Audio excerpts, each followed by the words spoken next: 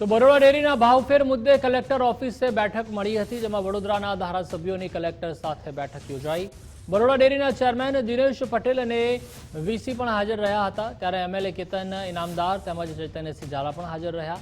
શૈલેષ મહેતા અને ધર્મેન્દ્રસિંહ વાઘેલા પણ હાજર રહ્યા। ડેરીની આગામી એજીએમ અને ચૂંટણીને લઈને ચર્ચા કરાઈ। સાવલીના ધારાસભ્ય કેતન ઇનામદારે મોટું નિવેદન આપ્યું છે। બનાસ ડેરી જેટલી ભાવફેરની રકમ ચૂકવે તેવી માંગ કરાઈ છે। એજીએમમાં પશુપાલકોના હિતમાં નિર્ણય લેવાય તેવું એમએલએ જણાવ્યું। ડેરી મુદ્દે આજે પણ દિનેશ પટેલ સાથે ચર્ચા કરવા માટે તૈયાર છે। દિનુમામાં સમય, તારીખ અને માત્ર જગ્યા નક્કી કરે।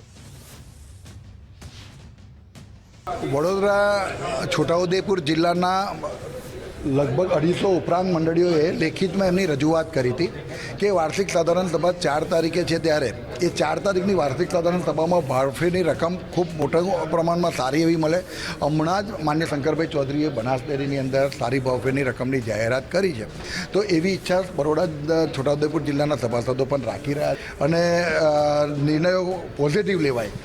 અને 8 મુદ્દા હતા જે મંડળીઓના, 8 મુદ્દા પર જે ચર્ચા થઈ છે એમાં વાર્ષિક સાધારણ સભામાં દરેક મુદ્દાને સારી રીતે લઈ અને માત્ર ને માત્ર પશુપાલકોના હિતમાં નિર્ણય લેવા માટે આજે માન્ય કલેક્ટરશ્રીની અધ્યક્ષતામાં આજે આ મિટિંગ રાખી। મામાએ ECDCની આજે મિટિંગ રાખવામાં આવી હતી, ડિસ્ટ્રિક્ટ કોઓપરેટિવ ડેવલપમેન્ટ, અને એમાં અમારા MD Shri, district registrar, chairman ને વાઇસ ચેરમેન,